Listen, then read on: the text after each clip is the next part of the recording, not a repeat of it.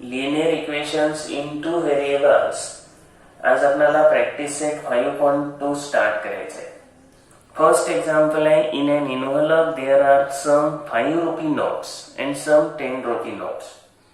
Total number of those notes together is 350 rupees. Number of 5 rupee notes are less by 10 than. इथं textbook मध्ये number of 10 rupee note म्हटलंय, तिथं twice add करा. then twice number of 10 rupee notes. Then find number of 5 rupee and 10 rupee notes.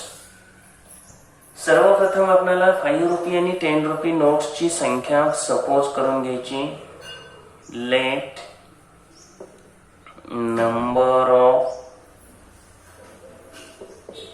5 RuPay notes be x and number of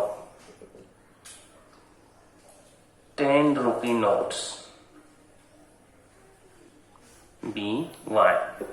5 रुपयांच्या नोटांची संख्या x suppose केली, 10 रुपयांच्या नोटांची संख्या y सपोज केली. चला, अमाउंट त्यांची किती होणार आहे? 5 रुपयांच्या 2 नोटा असतील तर 10 रुपये, म्हणजे कसं 5 गुणिले 2.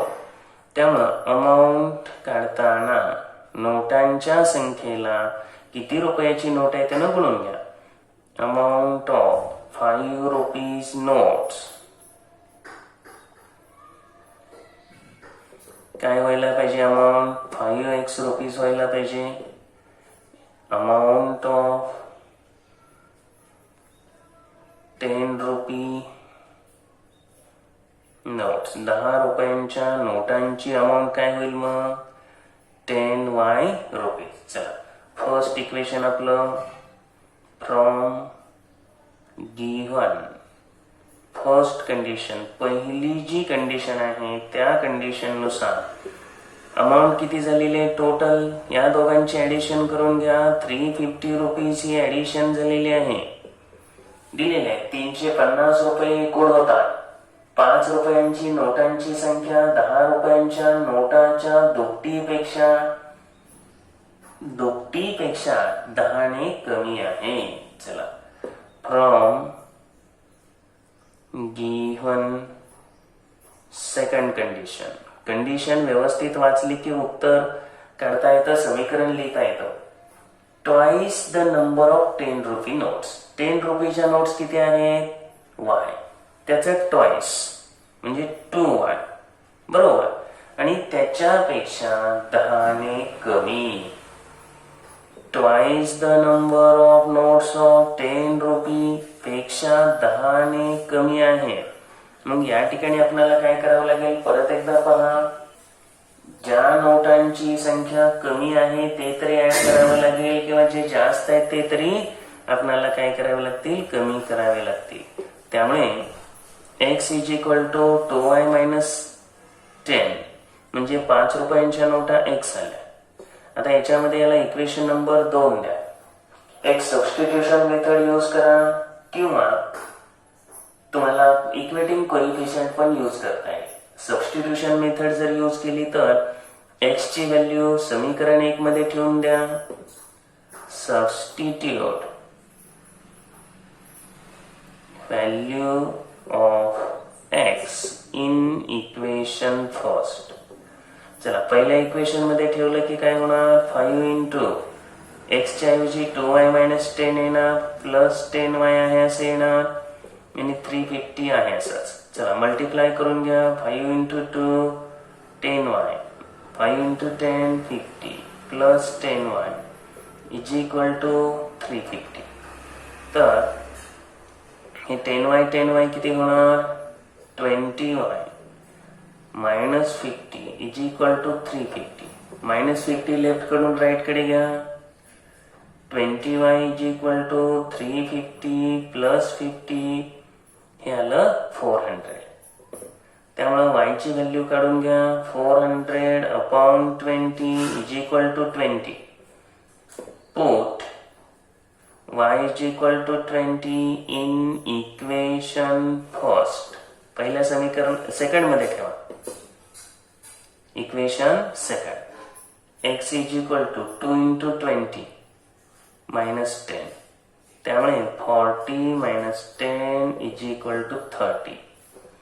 तर या ठिकाणी 5 रुपयांच्या 30 नोटा म्हणजे 150 रुपये 150, आणि 10 रुपयांच्या 20 नोटा म्हणजे 200. 200 आणि 150 350 आपल्याला हे टॅली झालेले, म्हणजे आपलं उत्तर हे करेक्ट आहे. फायनल आन्सर लिहा. Number of notes of 5 RuPay. 5 रुपयांच्या x त्या नोटांची संख्या आली 30. Number of notes of 10 RuPay. 10 रुपयांच्या नोटांची संख्या y बरोबर आलं 20. प्रश्न क्रमांक 2 मध्ये दुरुस्ती करून घ्या. The denominator of a fraction is more होतं, त्या ठिकाणी लेस करा. then twice its numerator if one is added to numerator and denominator respectively. The ratio of numerator to denominator is 3:5 करा, जिथं 1:2 आहे. find the fraction. म्हणजे आपल्याला जो फ्रॅक्शन शोधायचा आहे, आपल्या आन्सर की मध्ये टेक्स्टबुक मध्ये जे आन्सर दिले त्या ठिकाणी असलेलं उत्तर सुद्धा जे आहे ते या दुरुस्त्या केल्यानंतरच येणार आहे. ठीक आहे, स्टार्ट करायचं. तर सर्वप्रथम 5.1 यासाठी क्लिअर पाहिजे. पुन्हा पुन्हा सांगतोय कारण बरीचशी जी एक्झाम्पल्स आहेत ते 5.1 वरच आहे. न्यूमरेटर आणि denominator of a fraction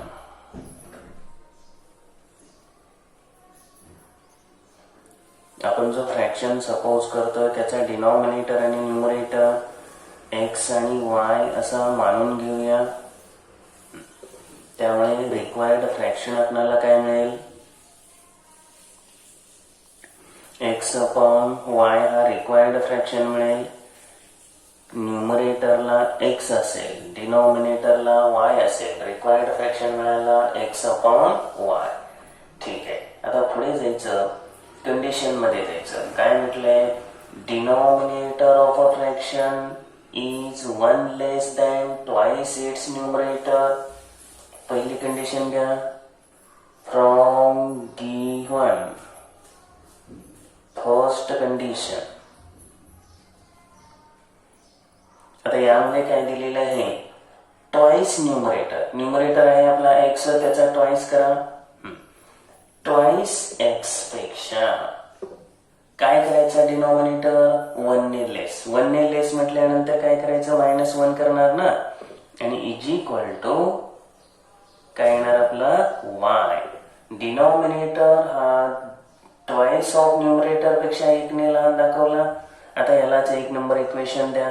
substitution method use करू, काही अडचण येणार नाही. डाव्या बाजूला x लिहिण्याऐवजी चला सेकंड कंडिशन आपली आहे, 1 is added to numerator and denominator respectively, then the ratio becomes 3:5. चला, फ्रॉम गिवन सेकंड कंडिशन, दिलेल्या दुसऱ्या अटीनुसार सेकंड कंडिशन जी आहे ती पाहू.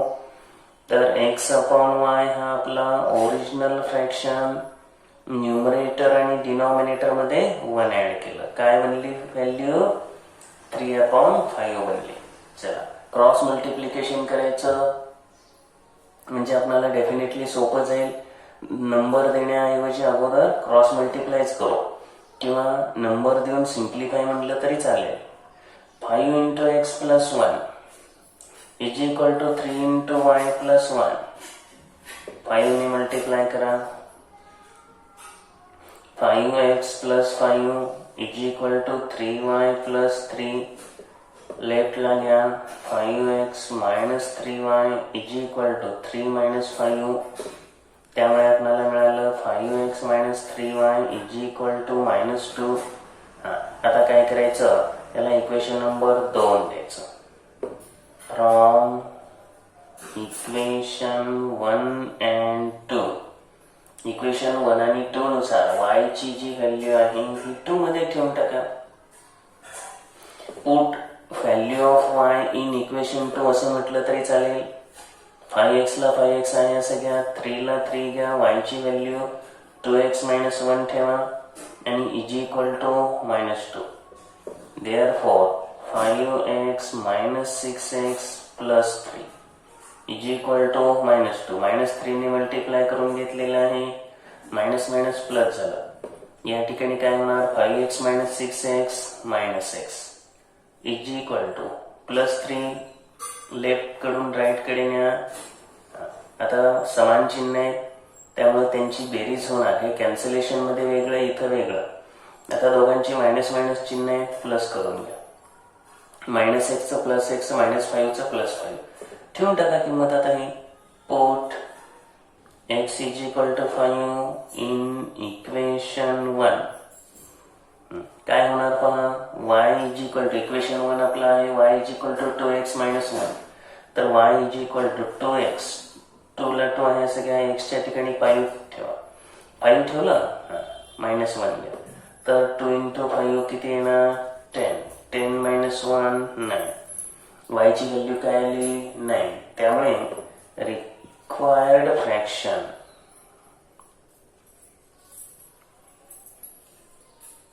कोणता आहे, x/y. x आणि y च्या आलेल्या व्हॅल्यू देऊन टाका, 5 आणि 9. फ्रॅक्शनला 5/9. थर्ड एक्झाम्पल आहे, sum of ages of Priyanka and Deepika is 34 years. Priyanka is elder to Deepika by 6 years. Then find their today's age, present age. आता दोघींच्या वयांची बेरीज दिलेली आहे 34. चला लगेच काय करायचं, त्यांची एजेस मानून घ्या x आणि y. लेट प्रेझेंट म्हणा किंवा टुडेज म्हणा, कसंही म्हणा, काय अडचण नाही. लेट टुडेज एजेस ऑफ कोण होती, प्रियांका. प्रियांका आणि दीपिका बी x and y. x आणि y इयर्स ही त्यांची एजेस मांडली. पहिली कंडिशन घ्या, फ्रॉम गिव्हन फर्स्ट कंडिशन,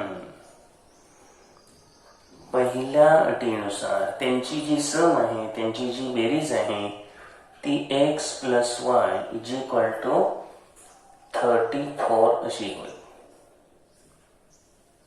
हे झालं पहिलं इक्वेशन.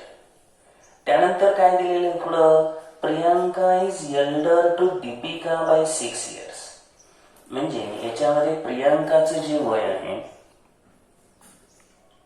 सेकंड कंडिशन घेऊ, from given second condition, Priyanka जिचं वय 1 वर्ष आहे, तिचं वय दीपिकाच्या वयापेक्षा 6 वर्षांनी जास्त आहे.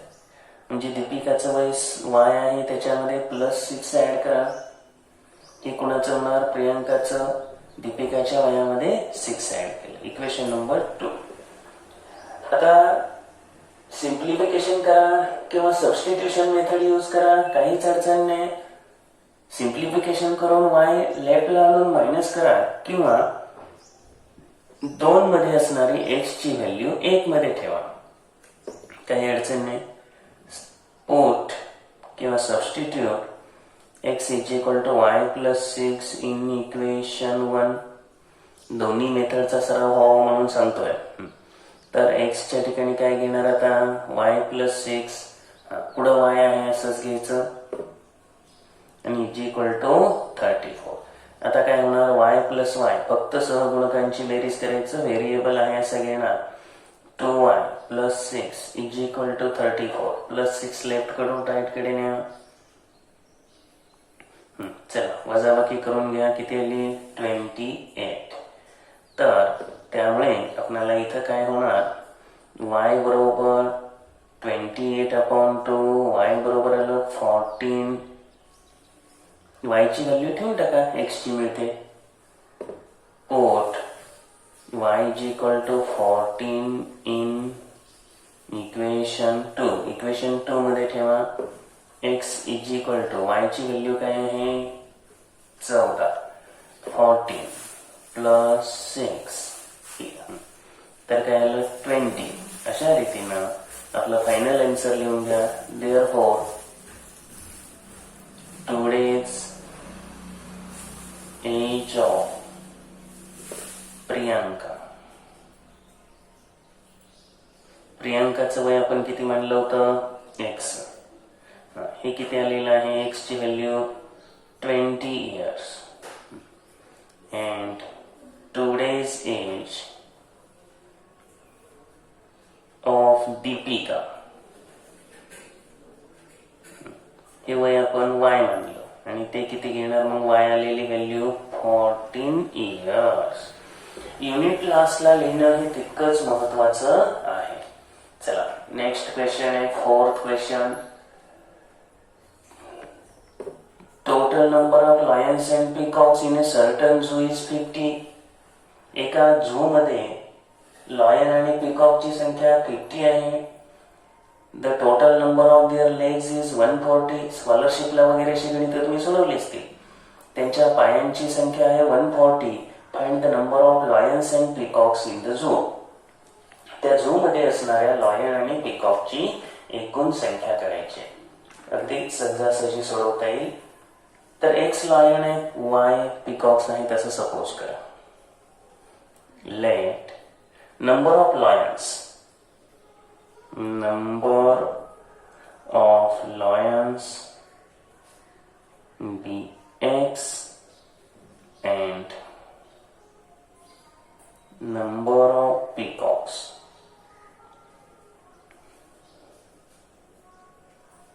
बी वाय.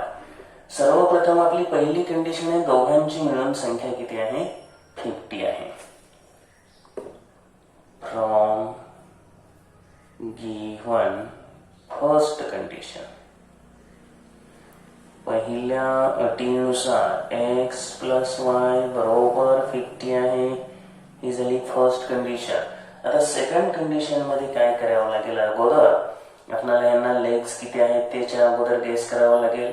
लॉयन लेग्स किती असतात लॉयनला 4 लेग्स, पिकॉकला 2 लेग्स. इथं अगोदर लिहू lion has 4 legs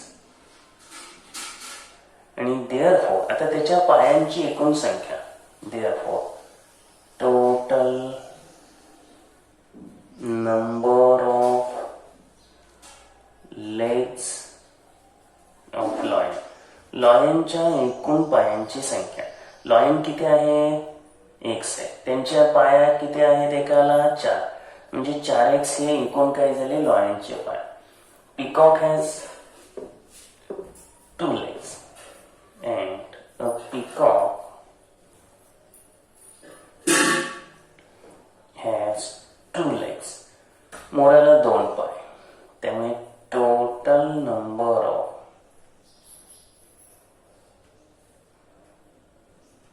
legs of peacock. पिकॉकची एकूण पाय किती होणार 2y.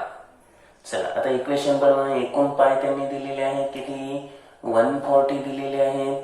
त्यामुळे फ्रॉम गिव्हन सेकंड कंडिशन दिलेल्या दुसऱ्या अटीनुसार काय म्हणता येतं 4x plus 2y is equal to 140.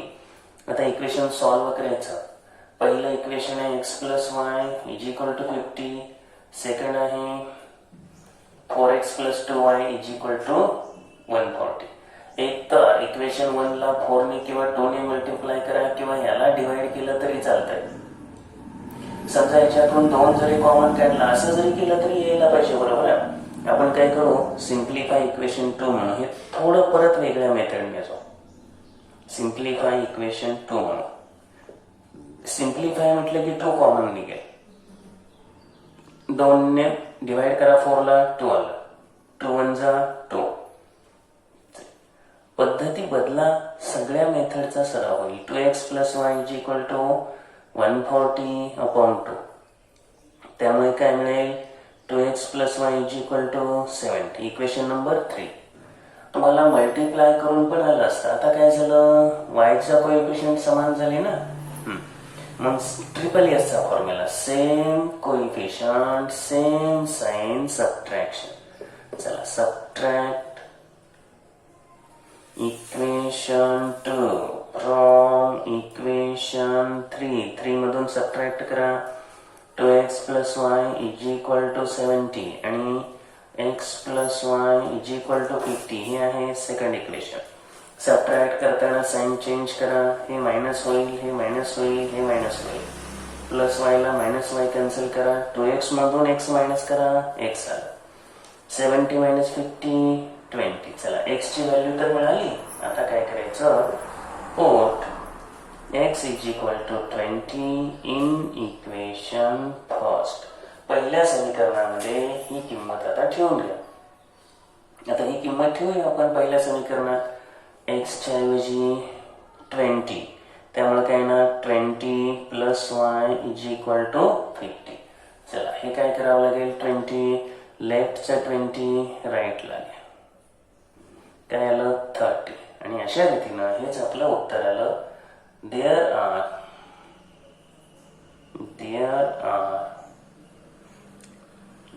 लॉयनला आपण काय म्हणलं होतं, x म्हणलं होतं. x ची व्हॅल्यू काय आली 20 lions and 30 peacocks.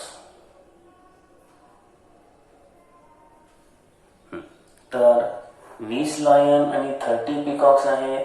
समीकरण व्यवस्थित समजून घ्या. एखादा भाग जर लक्षात नाही आला तर व्हिडिओ तुम्हाला पॉज करा, विचार करा, किंवा तुम्ही पाठीमागे पण व्हिडिओ घेऊ शकता. यानंतर 5th एक्झाम्पल आहे. या पार्टमध्ये आपण 5 एक्झाम्पल पाहू. उद्याच्या पार्टमध्ये राहिलेली 5 एक्झाम्पल्स आपल्याला घेता येतील. Sanjay gets fixed monthly income. Every year there is a certain increment in his salary. After 4 years his monthly salary was 4,500. After 10 years his monthly salary became 5,400 rupees. Then find his original salary and yearly increment. गणितामध्ये काय दिलंय, संजयला fixed monthly income आहे. प्रत्येक वर्षी त्याला increment आहे. त्यामध्ये काय करायचं, तर सर्वप्रथम फिक्स्ड मंथली सॅलरी जी आहे ती x म्हणा आणि इयरली इन्क्रीमेंट आहे ते y घ्या. तुम्हाला मानायचं काही कळत नसेल तर प्रश्नात काय विचारलंय तेच मानायचं. Question number 5. Let Sanjay's monthly, आता याच्यात म्हटलेलं आहे त्यांनी original monthly salary. Let Sanjay's original monthly salary, monthly मासिक, तर मासिक सॅलरी जी आहे दी ₹X म्हणू आपण. अँड इयरली इन्क्रीमेंट, वार्षिक जो इन्कम आहे तो इन्क्रीमेंट आपण ₹Y म्हणतो. आता त्यामुळे काय होणार, आपल्याला लगेच फर्स्ट इक्वेशन घ्या. कारण काय सांगितलेलं आहे, पहिलं 4 वर्षानंतर त्याची मंथली सॅलरी 4,500 रुपये होते. आता 4 वर्ष म्हणजे म्हटल्यानंतर परत एकदा लक्षात घ्यायचं, 4 वर्ष म्हटल्यानंतर त्याचा जो ओरिजिनल मंथली सॅलरी आहे ती तेवढीच राहणार आहे, पण इन्क्रीमेंट त्याला 4 वर्षात 4 रुपीज मिळणार. फ्रॉम गिव्हन फर्स्ट कंडिशन, पहिल्या अटीनुसार ओरिजिनल सॅलरी x, 4 वर्षानंतर त्याचे इन्क्रीमेंट 4y होणार. आणि मग त्याला किती पगार मिळतोय, 4,500 रुपये. हे पहिलं इक्वेशन घ्या. त्यानंतर दुसऱ्या कंडिशन नुसार 10 वर्षानंतर त्याचा पगार होतोय 5,400. फ्रॉम गिव्हन सेकंड कंडिशन, कसं येईल आता पहा बरं, गेस करता आलंच पाहिजे. x हे फिक्स आहे. 10 वर्षानंतर इथं काय होणार 10y, आणि त्यावेळेला तुम्हाला किती रुपये मिळणार आहे, 5,000. 5400 संजयला तुम्हाला. आता या दोन्ही इक्वेशन मध्ये एक्सचे कोइफिशियंट समान आहेत, साइन समान आहेत, सबट्रॅक्शन करून रिकामा. चला subtract triple S equation 1 from equation 2. तर x plus 10y is equal to 5400 minus x plus 4y is equal to 4500. चला वजा करून घ्या, सेकंडचे चिन्ह बदलून घ्या. प्लस एक्स ला minus x cancel, 10y minus 4y 6y. आता ही वजाबाकी करा, ही आली 900. y ने या ठिकाणी y चा कोएफिशियंट 6 आहे, डिवाइड करून घ्या. 900 डिवाइडेड बाय 6 किती आलं 150. तर y ची व्हॅल्यू 150 आली की ठेवून द्या. पोट y is equal to 150 in equation 4. पहिल्या इक्वेशन मध्ये ठेवा. आता पहिल्या इक्वेशन मध्ये ठेवलं की काय होणार, x ला x आहे असं 4 चं 4, y च्या तिथं 150 ठेवा आणि इज इक्वल टू 4500. त्यामुळे काय मिळतंय पहा, x प्लस 15 चौक 60 आणि 600 झालं. हे 600 लेफ्ट कडून राईट कडे घ्या, वजा होईल. डाव्या बाजूकडून उजव्या बाजूकडे गेले की ते काय होणार आहे, वजा होणार. बाजू बदलल्यामुळे या ठिकाणी चिन्ह चेंज होतात, हे ध्यानात घ्यायचं. आपण काय लिहिणार आहोत इथं, x is equal to 4500 minus 600. ही वजाबाकी किती आली 3900. चला आपल्याला दोन्ही आन्सर्स या ठिकाणी मिळालेले आहेत. Therefore Sanjay's original monthly salary X हे आहे 3900 रुपये आणि इयरली इन्क्रीमेंट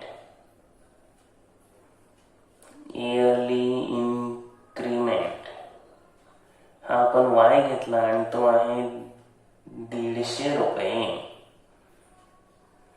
तर ही 5 एक्झाम्पल्स आपली पूर्ण झालेली आहेत. प्रत्येक एक्झाम्पल 2-2 वेळेला पहा आणि त्यानंतर स्वतः सोडवून बघा, उत्तर येत आहेत का ते चेक करा. राहिलेली 5 एक्झाम्पल्स आहेत ते आपण नेक्स्ट लेक्चरला पाहू.